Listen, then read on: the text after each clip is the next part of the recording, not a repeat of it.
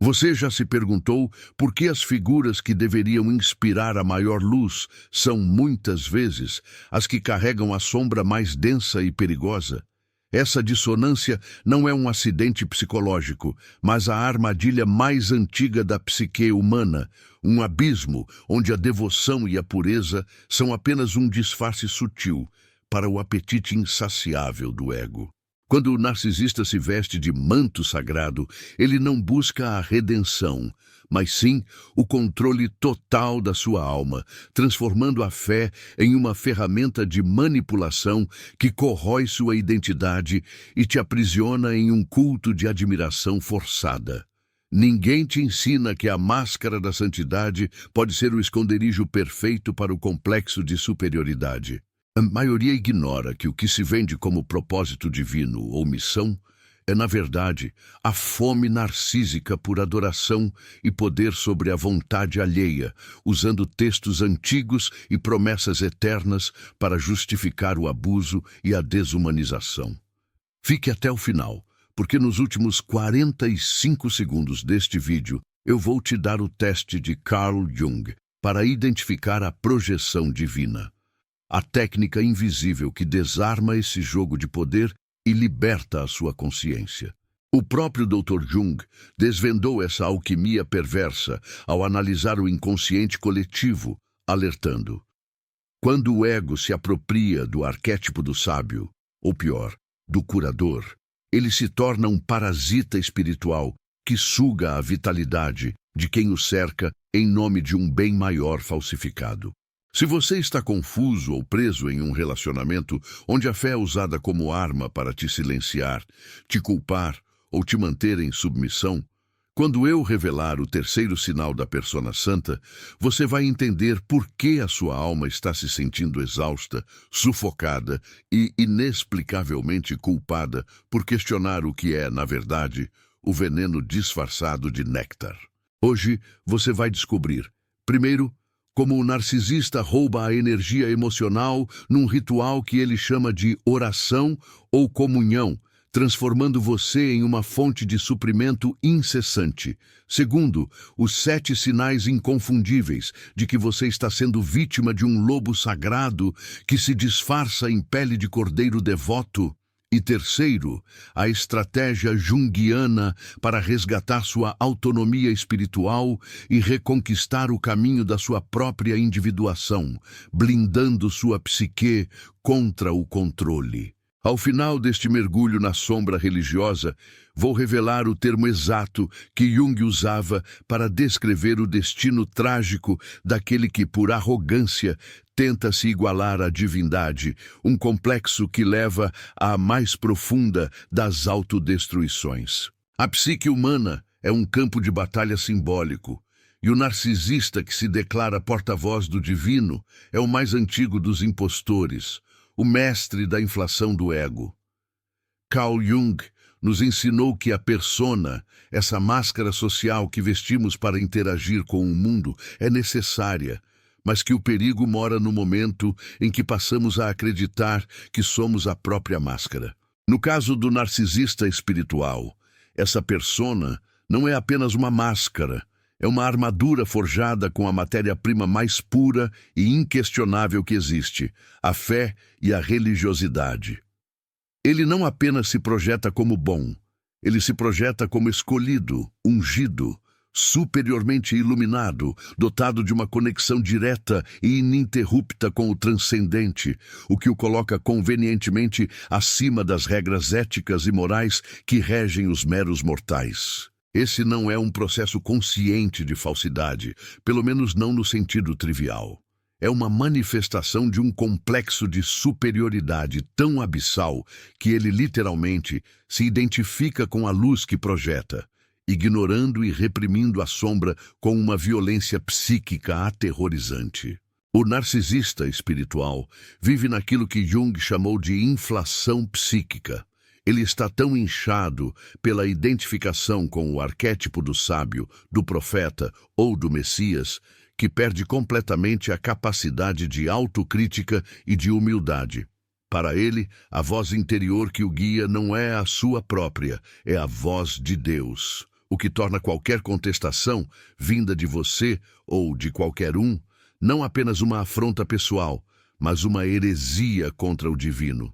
Pense na função da sombra. A sombra é tudo aquilo que rejeitamos em nós, nossos defeitos, nossos instintos primários, nossas falhas morais, nossa humanidade imperfeita. O indivíduo saudável e em processo de individuação busca integrar essa sombra, reconhecê-la e aceitar sua totalidade, vivendo em constante diálogo com suas partes escuras. O narcisista, ao contrário, repudia a sombra com veemência e, por não conseguir suportá-la, projeta-a no mundo exterior. Quem se torna o receptáculo dessa sombra? Você. Quando o narcisista prega a pureza, ele está projetando sua própria sujeira reprimida em você. Quando ele exige perfeição e obediência, ele está projetando sua própria incapacidade de lidar com a falha e a indisciplina. E o mais perverso, quando ele fala de pecado, culpa e castigo divino, ele está de fato te oferecendo a sombra que ele mesmo não suporta carregar. Essa é a primeira maneira pela qual ele rouba sua energia. Ele te transforma em seu receptáculo psicológico de tudo o que é negativo e humano, enquanto ele ascende, intocável, ao pódio da santidade artificial. O narcisismo, neste contexto, é o oposto da individuação. A individuação é o processo de se tornar um ser completo, integrado e único, reconhecendo e dialogando com o self. O narcisismo é a tentativa de ser uma totalidade sem sombra, um self incompleto e inflacionado que exige ser adorado como se fosse o self cósmico. Vamos agora mergulhar nos 7 sinais de que você está sob o domínio de um lobo sagrado, um narcisista que usa a fé como sua arma de coerção. O primeiro sinal é o monopólio da verdade divina. O narcisista espiritual jamais aceitará que você tenha uma experiência espiritual autônoma. Seu relacionamento com o transcendente deve ser filtrado, mediado e aprovado por ele. Se você ler um livro, ouvir um palestrante ou tiver uma revelação que não se encaixa na sua doutrina pessoal, ele imediatamente a desqualifica como ilusão, tentação ou erro. A divindade, para ele, é um recurso privado. Ele é o único intérprete autorizado. Essa exclusividade destrói sua capacidade de discernimento, forçando você a depender dele para a própria salvação. Você é constantemente levado a questionar sua própria sanidade e intuição, pois a voz do narcisista sempre soa mais alta, mais ungida, mais certa do que a sua. Ele cria um sistema fechado, um cárcere de dogmas pessoais, onde a fuga não é apenas difícil, é pintada como um ato de rebeldia espiritual punível. O segundo sinal é o uso da culpa e do medo como ferramentas de contenção emocional. A fé genuína inspira esperança, perdão e expansão. A fé narcísica inspira medo e culpa perpétua. O narcisista espiritual é um especialista em manter você em um estado de dívida emocional e espiritual. Se você falhar em atender às suas expectativas, que ele convenientemente disfarça como vontades divinas, a punição é imediata, e ela sempre envolve a ameaça de exclusão ou de castigo eterno. Essa técnica é crucial para o seu suprimento.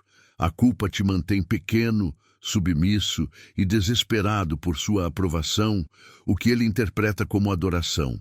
Ele não quer que você seja livre, ele quer que você seja devoto dele. A culpa é a corrente que te prende, e o medo da punição é o guardião que garante que você não tente arrebentá-la. Ele transforma o amor incondicional da espiritualidade em um amor condicional, dependente da sua obediência a ele. O terceiro sinal, e este é crucial, e toca diretamente à sua alma, é a drenagem de vitalidade em nome do sacrifício. Jung falava sobre a importância da energia psíquica e como ela é investida. O narcisista espiritual exige seu tempo, seu dinheiro, seu talento, suas emoções e sua atenção em níveis insustentáveis. E ele justifica essa exigência como um sacrifício necessário para a causa divina. Você se sente constantemente exausto, esgotado, mas hesita em parar, pois acredita que está falhando com Deus. Ele está sugando sua energia vital para alimentar seu próprio ego inflacionado. Sua dedicação se torna o espelho que reflete a grandiosidade dele. Você é um combustível. Quanto mais você se sacrifica por ele, mais ele se sente poderoso e mais você se sente vazio. O resultado é a despersonalização e o burnout espiritual, onde o contato com a sua própria essência se perde na incessante busca por servir ao ídolo vestido de santidade. Essa exaustão é a prova silenciosa de que a sua psique está sendo pilhada. O quarto sinal é a ausência de empatia genuína e o julgamento constante. O narcisista espiritual não tem interesse real no seu sofrimento. Ele tem interesse na sua reação a ele. Suas dores e lutas são apenas oportunidades para ele demonstrar sua superioridade moral e espiritual. Ele não te consola. Ele te julga, sugerindo que sua dor é resultado de alguma falha sua, de falta de fé ou de um pecado secreto. A frase predileta dele é que você precisa ter mais fé ou se esforçar mais. Ele não oferece acolhimento, mas sim regras e penitências. Essa incapacidade de se conectar humanamente é camuflada pela sua suposta conexão com o divino. Ele é o puro. Você é o que ainda precisa ser limpo. O paradoxo é que ele prega o amor, mas pratica a frieza. Ele pode citar as escrituras sobre o perdão, mas jamais perdoa uma ofensa pessoal contra ele. O quinto sinal é a exigência de lealdade cega e a demonização dos críticos. No mundo narcísico, não há espaço para opiniões divergentes ou crítica construtiva. O narcisista espiritual exige lealdade absoluta a ele, não aos princípios. Quem o questiona é imediatamente rotulado como traidor, invejoso ou, pior, influenciado por forças malignas. Ele usa o discurso da perseguição e do ataque do inimigo para isolar o seu grupo e solidificar seu controle. Essa demonização é a defesa do ego inflacionado. Se a crítica for válida, ela ameaça toda a sua estrutura de autoimagem divina, e ele deve aniquilá-la simbolicamente. Ele força o grupo a escolher entre ele e a verdade, e a lealdade cega se torna o teste de pureza espiritual. O sexto sinal é a fantasia de poder e a necessidade de controle total. Embora ele se diga a serviço de Deus, ele age como se fosse Deus. Ele tenta controlar cada aspecto da sua vida. Quem você deve namorar, com quem deve casar, onde deve trabalhar, o que deve vestir, o que deve pensar. Esse controle total é a manifestação do seu complexo de poder. Ele usa a autoridade espiritual emprestada para exercer uma tirania psicológica sobre os outros, sentindo-se onipotente. Lembre-se, o arquétipo do tirano está frequentemente escondido sob a capa do pastor. Ele se sente justificado em invadir sua privacidade e ditar suas escolhas porque acredita piamente que sabe o que é melhor para você. Uma certeza que vem de sua inflação. O sétimo sinal é a dupla vida e a hipocrisia crônica. O narcisista espiritual é o mestre da dissociação. Ele pode pregar a pureza moral e secretamente viver uma vida de vícios, abusos ou mentiras. O que importa para ele não é a integridade, mas a aparência de integridade. Ele tem uma face para o púlpito e outra para os bastidores. Essa é a falha estrutural do narcisismo. O ser interior está em colapso, mas a persona exterior deve ser perfeita. A descoberta dessa dupla vida é o momento de maior confusão e dor para a vítima, pois confronta a imagem de Deus que ela tanto venerou. O que estava escondido é a sombra em sua forma mais destrutiva. O narcisista é um ator que interpreta o papel da santidade, e o roteiro permite que ele seja cruel e hipócrita, desde que o público jamais descubra a verdade por trás da cortina. Para entender a profundidade desse fenômeno, precisamos voltar à teoria dos arquétipos de Carl Jung, que são padrões universais de energia psíquica e comportamento. Quando o narcisista entra em cena, ele não está apenas fingindo ser bom, ele está sequestrando um arquétipo, o arquétipo do curador, que busca a totalidade e a integridade, é pervertido. Em vez de integrar a sombra para se tornar um guia autêntico, o narcisista se identifica com a luz arquetípica, tornando-se o que Jung chamou de persona falsa ou superfície inflada. Ele não suporta ser um vaso de barro, um ser humano falível. Ele precisa ser o canal puro, a voz infalível. E essa necessidade desesperada de ser perfeito, de ser intocável, gera o que é conhecido como o complexo do curador ferido não reconhecido. A diferença entre um curador ferido autêntico e um narcisista é a integração. O curador ferido genuíno reconhece sua própria imperfeição, usa suas feridas para gerar empatia e humildade e caminha ao lado dos outros. O narcisista ferido, ao contrário, tenta transcender sua dor e sua falha por meio da superioridade e do controle sobre os outros. Ele não pode ser curado, ele precisa ser a cura para todos. E essa exigência é a sua ruína e a ruína de quem o segue. O arquétipo da sombra é o motor oculto dessa tirania espiritual. A sombra do narcisista espiritual contém o ateu reprimido, o luxurioso não resolvido, o tirano sedento por poder. Ele gasta uma quantidade monumental de energia psíquica para manter essa sombra trancada no porão do inconsciente. Mas a sombra não desaparece. Ela apenas se projeta. Vamos tomar o exemplo do dinheiro, um tema universal na religiosidade distorcida. O narcisista espiritual, que prega o desapego e a vida simples, frequentemente acumula riquezas através das doações dos seus seguidores, exigindo sacrifícios financeiros exorbitantes. A sombra dele é a ganância. Ele não pode admitir ser ganancioso. Isso macularia sua imagem de santo. Então, ele projeta a ganância em seus seguidores, dizendo que eles não doam o suficiente, que são apegados aos bens materiais, ou que precisam de um milagre financeiro, que só virá se eles fizerem um voto extremo.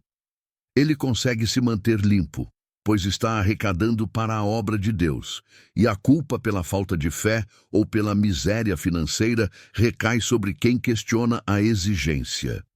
Você é o avarento. Ele é o administrador. Essa é a alquimia da decepção. O chumbo da ganância dele é transformado no ouro da sua virtude, e o seu ouro, seu recurso, é transformado no chumbo do seu esgotamento financeiro. A técnica para resgatar sua autonomia espiritual, a terceira promessa que fizemos, reside na separação e na individuação, pilares da psicologia junguiana. A individuação é o processo de se tornar quem você realmente é, em vez de quem o mundo ou o narcisista espera que você seja. Primeiro passo: reconhecimento da projeção. Você precisa entender que as críticas, culpas e falhas que ele atribui a você são, na vasta maioria das vezes, a projeção da sombra dele. Quando ele te chama de desobediente, ele está lutando contra a sua própria desobediência interna. Quando ele te chama de pecador, ele está lutando contra o seu próprio pecado não assumido. Quando você consegue ver a projeção pelo que ela é, um mecanismo de defesa, o poder da palavra dele sobre você diminui drasticamente. Você devolve a sombra ao seu verdadeiro dono. Isso não é um ato de rebeldia, é um ato de integridade psíquica. Segundo passo: resgate do diálogo interior.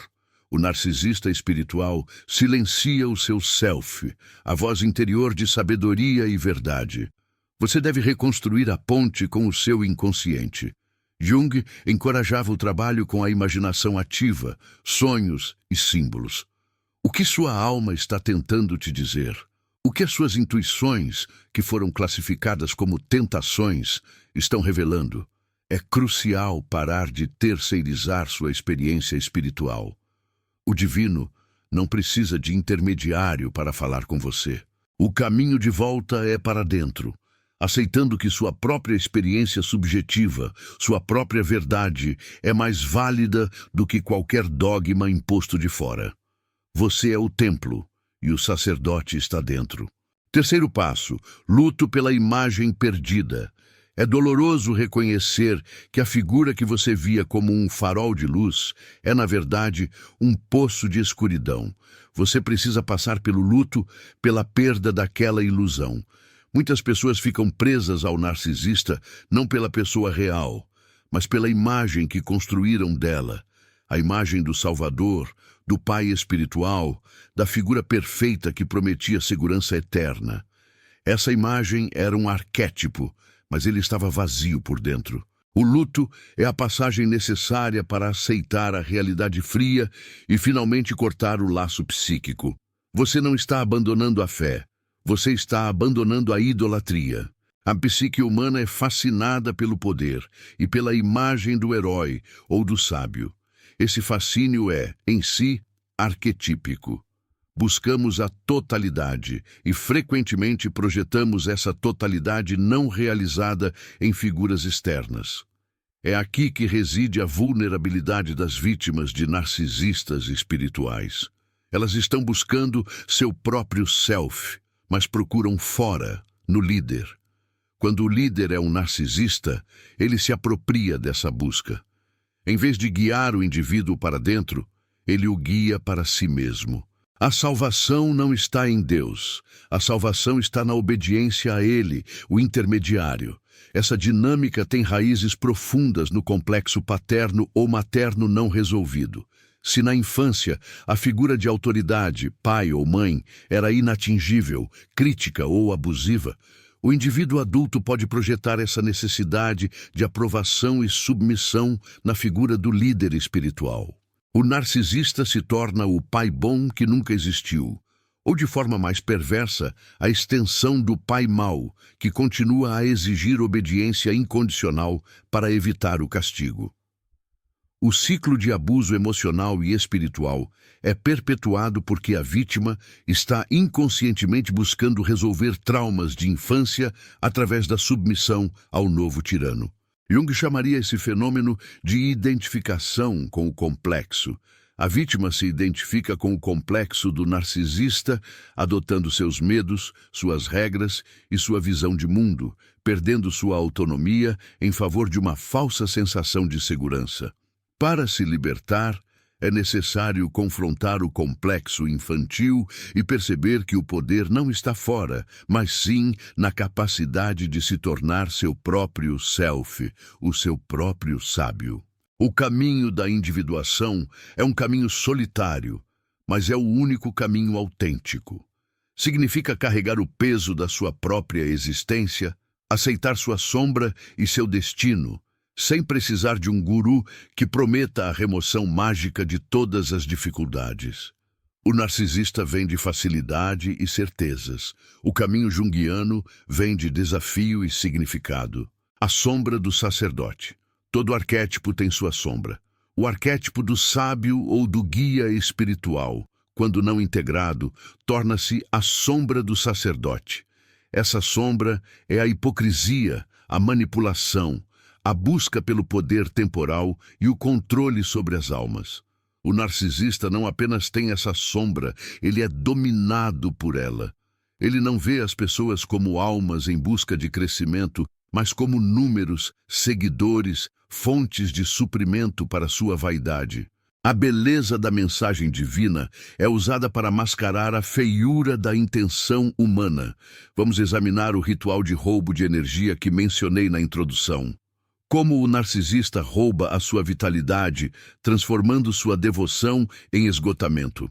Ele faz isso através do que chamo de espelho da adoração. O narcisista precisa que você veja a grandiosidade dele refletida em você. Primeiro, ele exige a confissão exaustiva. Ele te incentiva a abrir sua alma, a expor suas fraquezas, seus medos e seus segredos. Ele te convence que essa exposição é um ato de purificação. Na realidade, ele está coletando munição e informações. Ele mapeia suas vulnerabilidades para saber exatamente onde te atacar quando você tentar se afastar. Ele conhece sua sombra melhor do que você. Segundo, ele exige a exaltação pública. Você deve testemunhar publicamente o quão maravilhoso, ungido e transformador ele é. Sua história de vida, sua cura, seu sucesso, tudo é atribuído à influência dele. Você se torna um porta-voz, não da sua própria transformação, mas do poder dele. Essa exaltação funciona como um elixir para o seu ego inflacionado. Quanto mais você o eleva, mais ele drena sua energia, pois você está canalizando sua energia psíquica para a imagem dele. Terceiro, ele mantém você no ciclo vicioso de altos e baixos. Ele te dá migalhas de aprovação e carinho, geralmente após um período de punição fria ou julgamento. Essa alternância entre o afeto e o abuso gera a dependência traumática. Você se torna viciado na aprovação dele e sua energia é gasta em tentar merecer o próximo momento de luz, o próximo sorriso, a próxima bênção. Ele te mantém oscilando entre a esperança e o desespero, garantindo que você jamais se sinta estável o suficiente para sair do jogo. O destino trágico daquele que tenta se igualar à divindade, o termo que Jung usava, é a nevrose inflacionada e o isolamento. A palavra exata é a híbris, a arrogância que leva à queda. O narcisista espiritual, ao identificar-se com o arquétipo divino, rompe com a realidade e com a sua humanidade. Ele se isola em sua própria fantasia de onipotência. Ele não pode se relacionar de forma autêntica porque não se vê como um ser humano. Ele vê os outros apenas como extensões de si mesmo ou como adoradores. Esse isolamento é a sua punição. Ele vive no topo de uma montanha artificial de glória, mas está profundamente só, incapaz de amar ou de ser amado de forma real, pois o amor exige a admissão da própria imperfeição, algo que o narcisista jamais pode se permitir. A necrose psíquica é a morte da alma. Ao inflar o ego ao ponto de saturação, ele mata sua capacidade de crescimento genuíno. A individuação é interrompida e ele se torna um ser estagnado e fixado na sua própria imagem. Retomando o teste de Carl Jung para identificar a projeção divina. O teste não é uma lista de verificação, mas uma pergunta de ressonância psíquica. Onde está o seu centro de gravidade? Se o seu centro de gravidade psíquica e espiritual reside no líder, nas regras dele, na aprovação dele, na interpretação dele dos mistérios, então você está sob a influência de uma projeção. O líder narcisista se tornou seu self externo. Ele usurpou a função que é intrínseca a você. O self, segundo Jung, é o centro regulador da psique, o princípio da totalidade. O narcisista espiritual exige ser o seu centro. O teste, portanto, é a capacidade de responder. Se esta figura desaparecesse amanhã, a minha fé, a minha ética e o meu senso de propósito sobreviveriam intactos? Se a resposta é não, ou se você sente um terror existencial ao pensar nisso, o seu centro de gravidade foi roubado. O resgate exige a realocação desse centro. Você precisa religar o eixo ego-self. Essa realocação é o ato de coragem suprema. Enfrentar a solidão de ser seu próprio guia e aceitar a responsabilidade por sua própria alma. É um ato de fé no seu próprio processo interno. A metáfora do espelho de Deus. O narcisista espiritual não busca a imagem de Deus. Ele busca ser o espelho onde os outros veem a divindade. Ele se coloca entre o fiel e o transcendente. Seu corpo e sua palavra se tornam o filtro obrigatório. O perigo é que, ao olhar para esse espelho, a vítima não vê Deus. Ela vê o reflexo inflado do ego do narcisista. A verdadeira fé, no sentido junguiano, Não é a aceitação cega de dogmas, mas a experiência viva do luminoso, do mistério. O narcisista mata o mistério ao reduzi-lo a regras e a sua própria pessoa. Ele transforma o oceano da espiritualidade em um aquário onde ele é o único peixe dourado. Você não está procurando a perfeição. Você está buscando a totalidade, e a totalidade inclui a sua sombra, a sua fragilidade e a sua falha. O narcisista te nega a totalidade ao negar a sua humanidade. Ele exige a santidade de uma imagem, o que é inalcançável e destrutivo.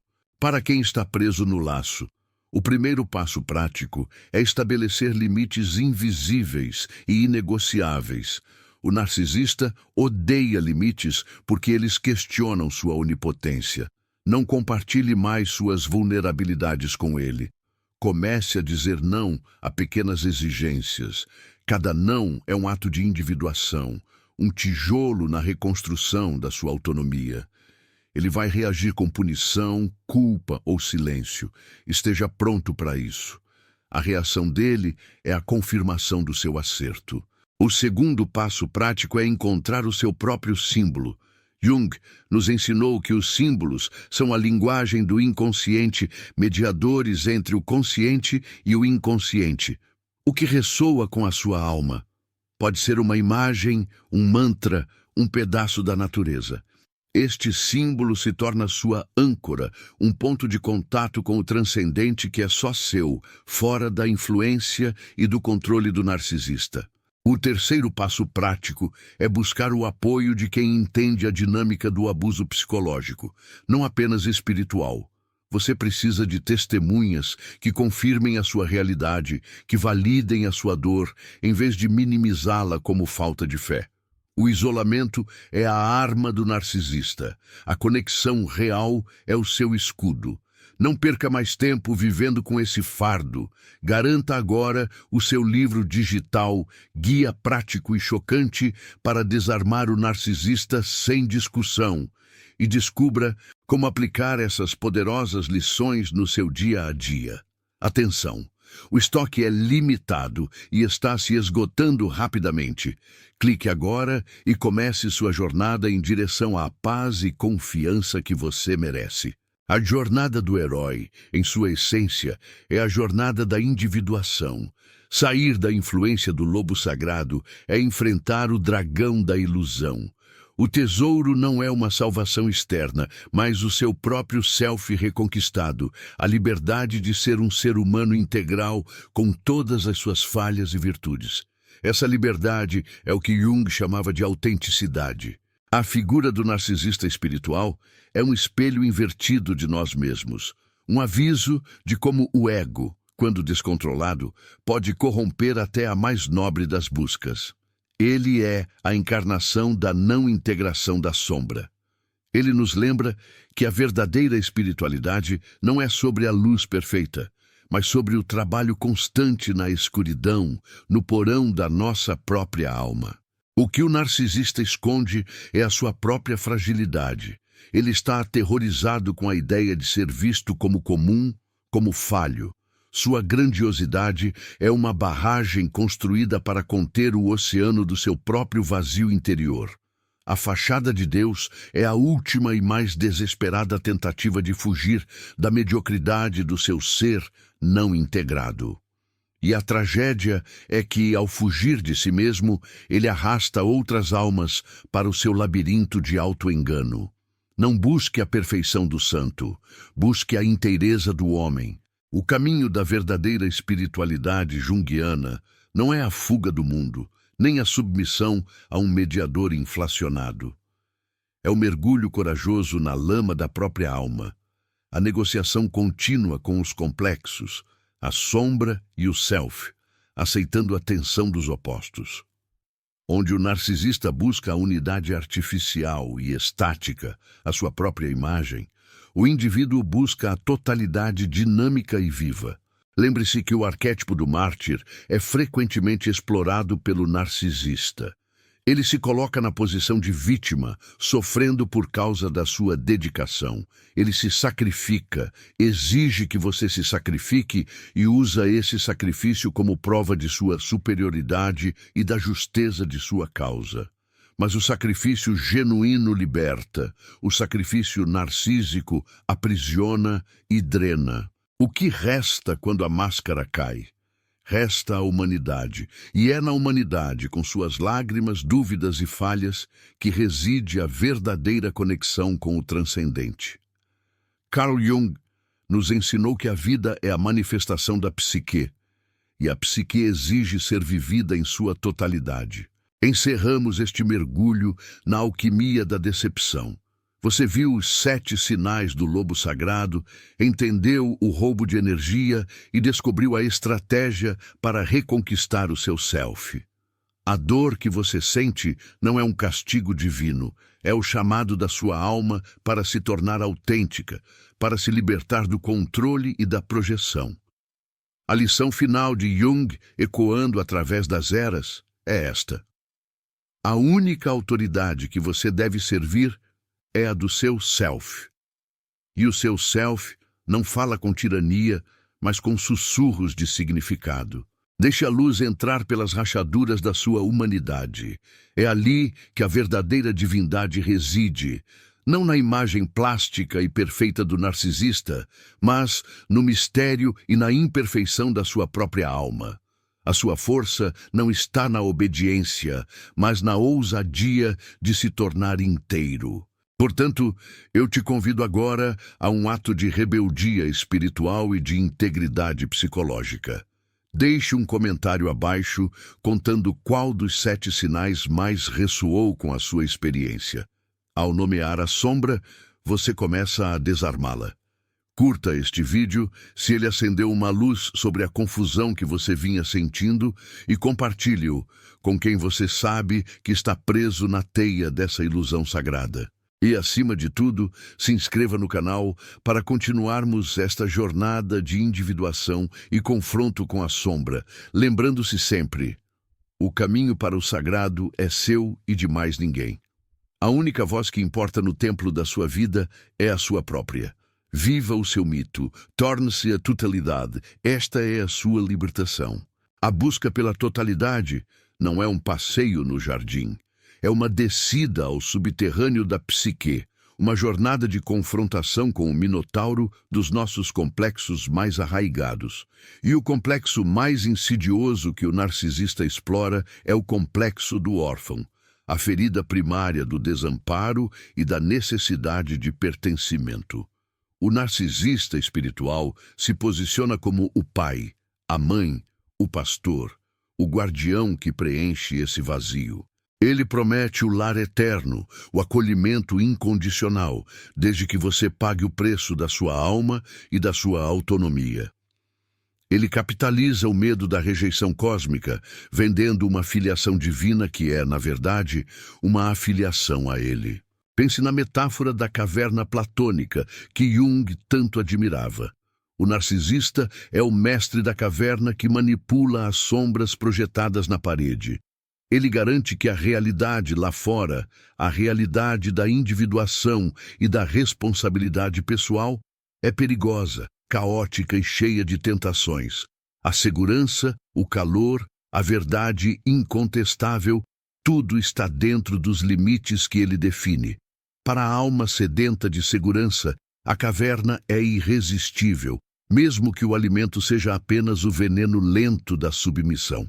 A vítima se recusa a sair e enfrentar o sol, porque foi condicionada a acreditar que a luz a cegará e a queimará. É imperativo decifrar a linguagem simbólica que o narcisista usa. Ele não fala apenas palavras, ele manipula arquétipos. Quando ele fala de propósito, ele está acionando o arquétipo do herói.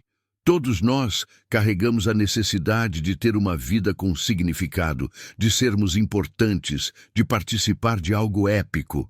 O narcisista sequestra essa necessidade, definindo o seu propósito como sinônimo de servi-lo. Seu heroísmo não é o seu, mas o reflexo do dele. Você não está realizando seu destino, Você está sendo uma peça no drama da grandiosidade dele. Quando ele fala de comunidade ou família espiritual, ele está apelando ao arquétipo do inocente e à busca pelo paraíso perdido. Ele cria um ambiente onde a ingenuidade e a confiança cega são recompensadas e a dúvida é punida. Essa comunidade é uma estrutura altamente controlada, onde a dissidência é vista como doença e a conformidade é a saúde. É um falso Éden, onde as maçãs são envenenadas pela manipulação e o jardim é cultivado com as lágrimas e o dinheiro dos seus seguidores. O narcisista espiritual é essencialmente um mestre da dissociação do self. Sua própria personalidade é tão fragmentada que ele vive em um estado de constante guerra interna entre o seu ego inflado e a sua sombra reprimida, e ele te arrasta para essa guerra. Se você se aproxima demais da sua humanidade, se tenta vê-lo como um homem comum com falhas, ele reage com fúria narcísica porque você ameaça sua estrutura. Essa fúria não é apenas raiva, é o terror do colapso. Ele está reagindo como um Deus destronado. A vítima, por sua vez, desenvolve a dissociação secundária. Para sobreviver emocionalmente, ela precisa separar a imagem do líder da realidade do abuso. Ela adora o ideal, mas ignora a crueldade.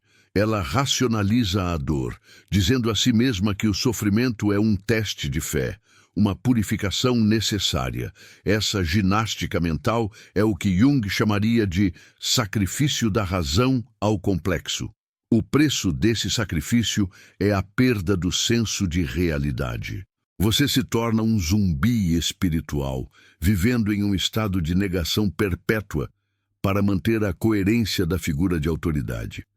A única forma de desfazer essa dissociação é através do que chamamos de confronto da realidade. E esse confronto raramente é gentil.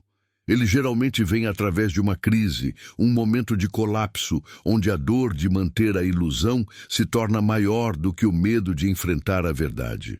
A estratégia junguiana para curar a ferida da dissociação envolve a reintegração da sua sombra, mas de uma maneira muito específica no contexto do abuso.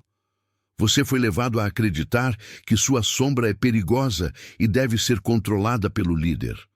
O primeiro passo da cura é perceber que sua sombra não é o seu inimigo. Ela é o seu self não vivido. Se o narcisista te chamava de preguiçoso, talvez sua sombra seja o seu direito ao descanso e à não produtividade forçada. Se ele te chamava de pecador por ter dúvidas, sua sombra é a sua capacidade crítica e seu discernimento. O que ele te proibiu de ser é muitas vezes exatamente o que você precisa abraçar para se libertar. A sombra se torna sua aliada, o porta-voz da sua verdade reprimida. Quando você acolhe suas dúvidas, seus ressentimentos, sua raiva justa contra o abuso, você está acolhendo sua sombra e enfraquecendo o poder da culpa projetada pelo narcisista. Sua totalidade se torna mais forte do que a ilusão dele. Mergulhando mais fundo no aspecto arquetípico, analisemos a possessão do arquétipo do mestre.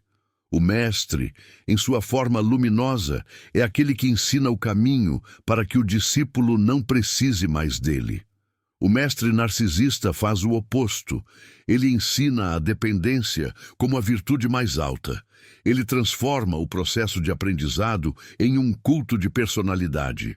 Seus ensinamentos são envoltos em jargão complexo e exclusivo, projetado para fazer você se sentir especial, mas também ignorante e eternamente em dívida com ele pela revelação. O mestre narcisista não quer que você descubra a água por si mesmo. Ele quer que você beba apenas do seu copo.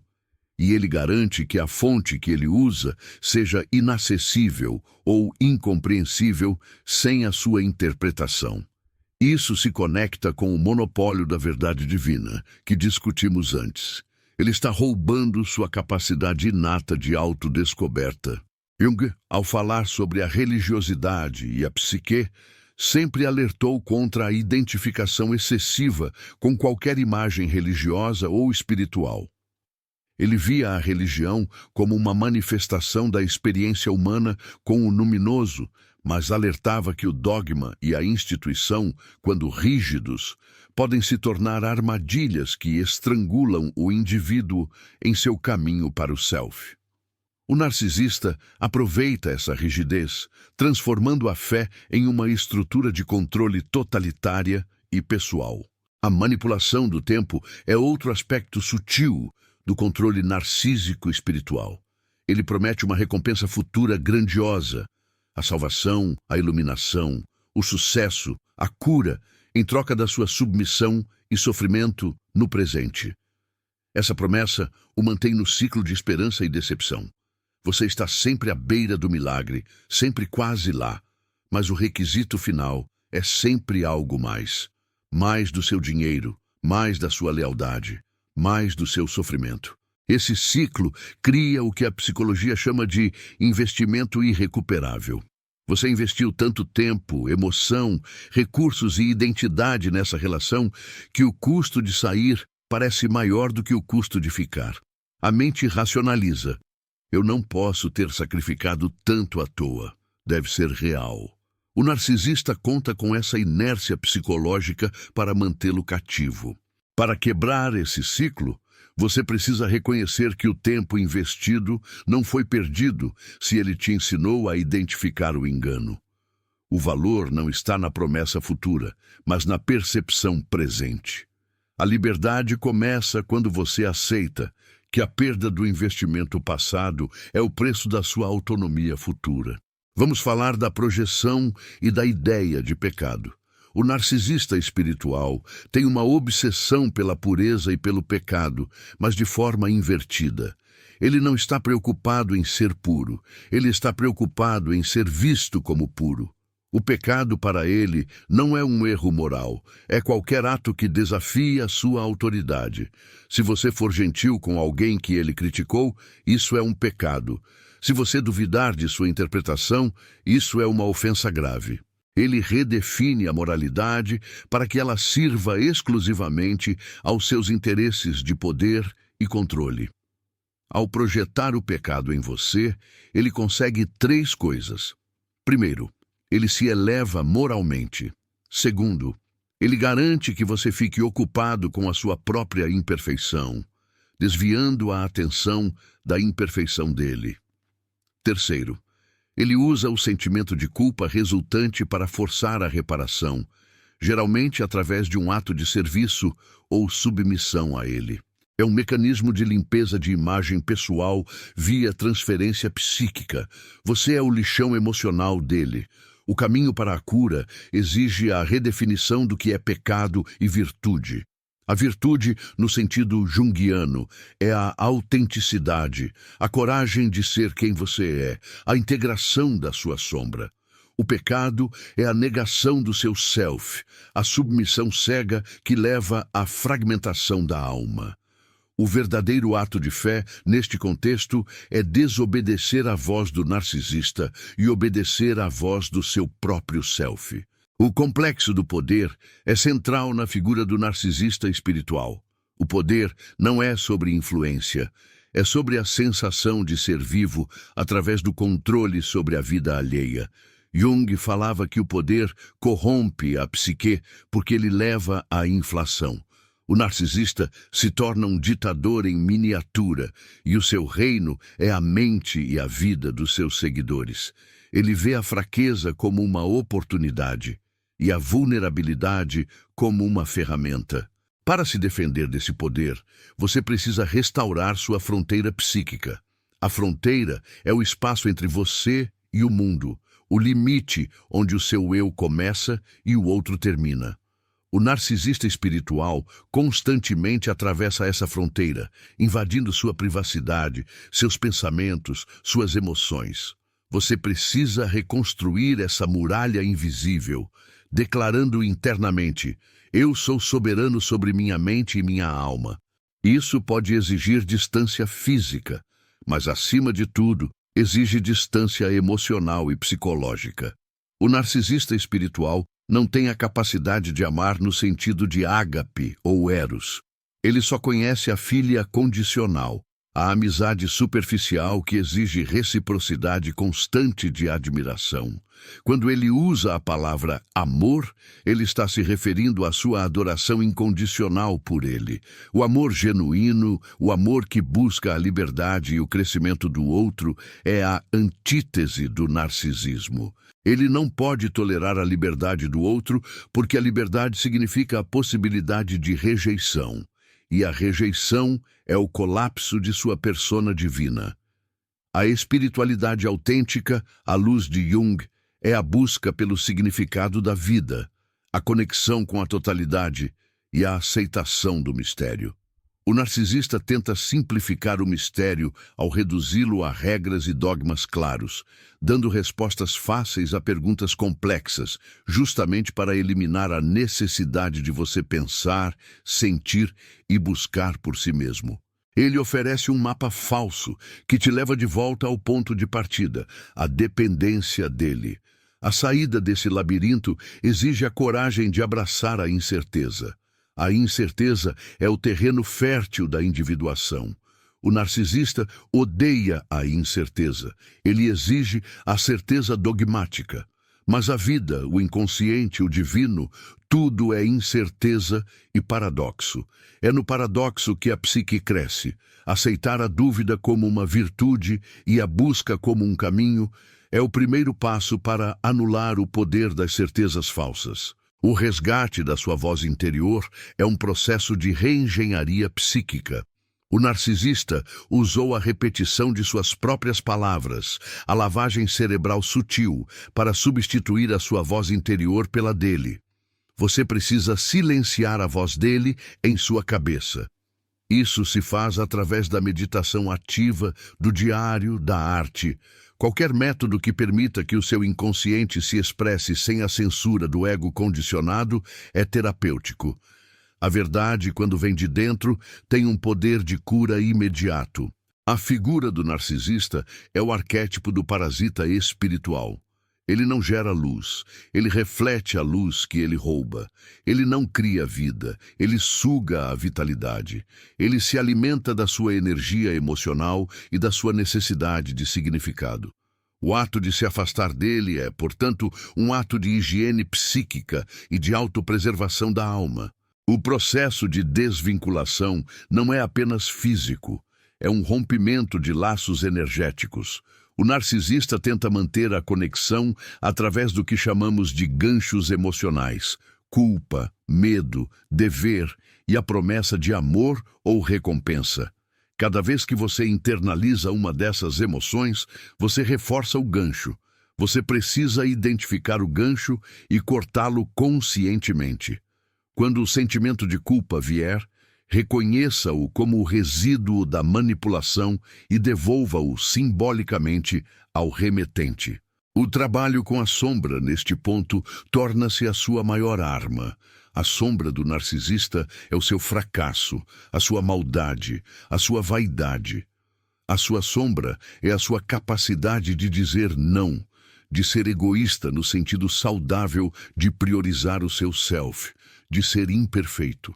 Não tenha medo de ser rotulado como rebelde ou pecador por ele. Esses rótulos são as medalhas da sua liberdade. O termo que Jung usava para o excesso de arrogância que leva à autodestruição, a híbris, está intrinsecamente ligado à falta de consciência da sombra. O narcisista espiritual está navegando em um barco que ele acredita ser indestrutível, feito de dogmas e adoração. Mas esse barco está navegando para o naufrágio. Ele não pode se salvar porque ele não acredita que precisa de salvação. Ele se vê como o Salvador. Essa é a essência da tragédia. A sua libertação é a prova de que a arrogância não prevalece sobre a verdade do self. E essa verdade é paradoxal. A força vem da aceitação da própria fraqueza. A busca pela totalidade exige que você pare de buscar a Deus no templo dele e comece a buscá-lo no templo da natureza, na arte, na sua própria solidão, no silêncio entre os seus pensamentos. O divino não está preso às regras de um homem. Ele é o oceano, e o narcisista é apenas uma gota d'água que se inflou até pensar ser o mar inteiro.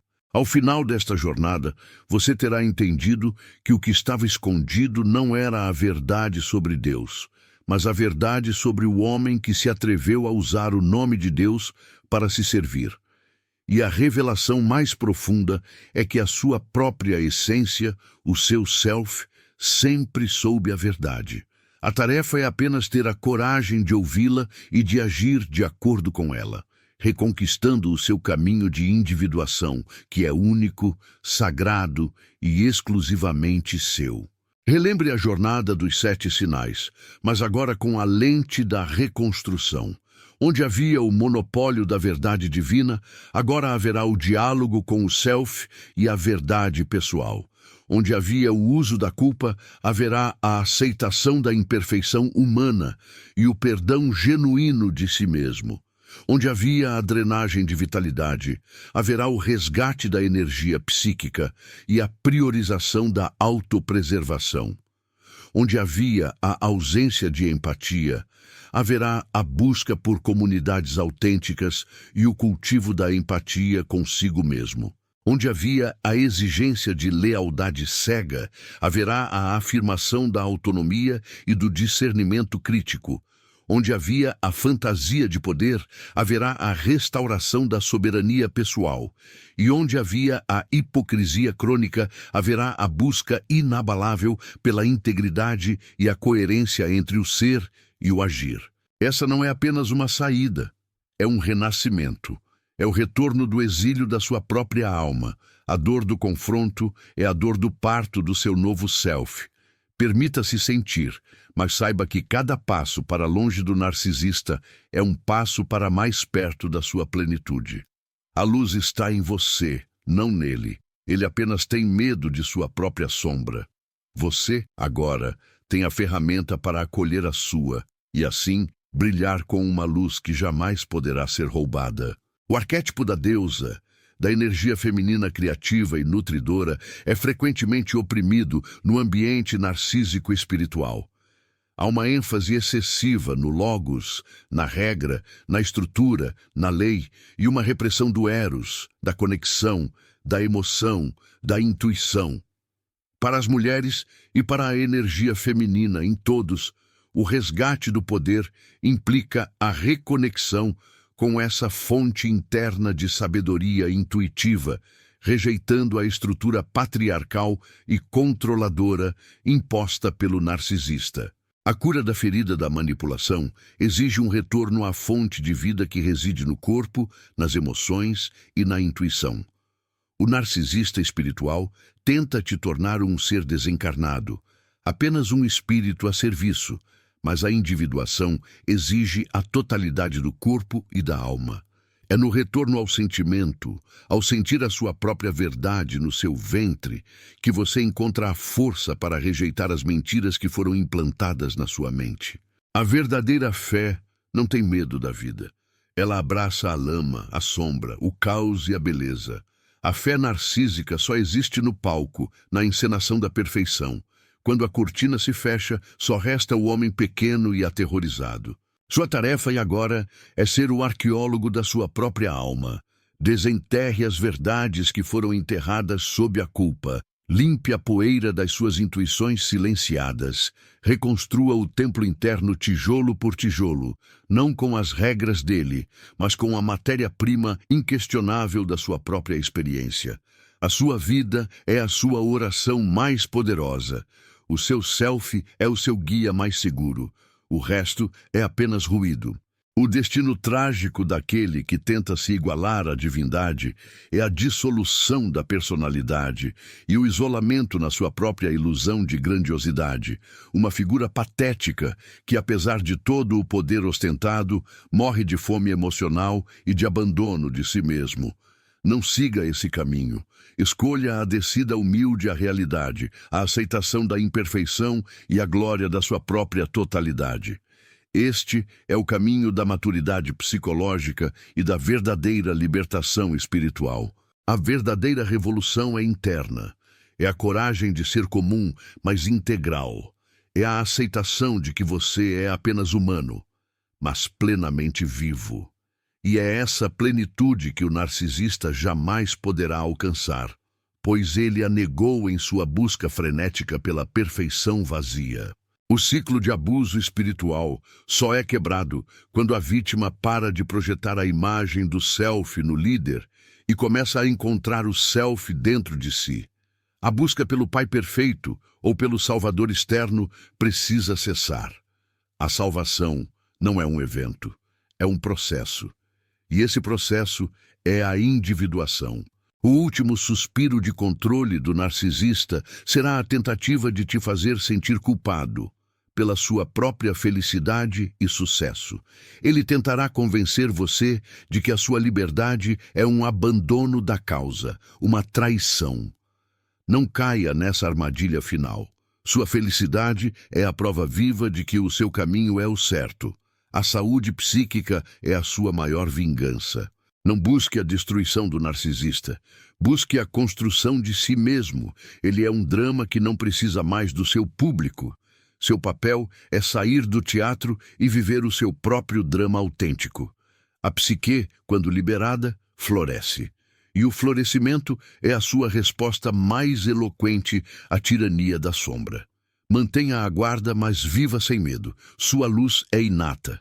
Ela não precisa da permissão de ninguém para brilhar.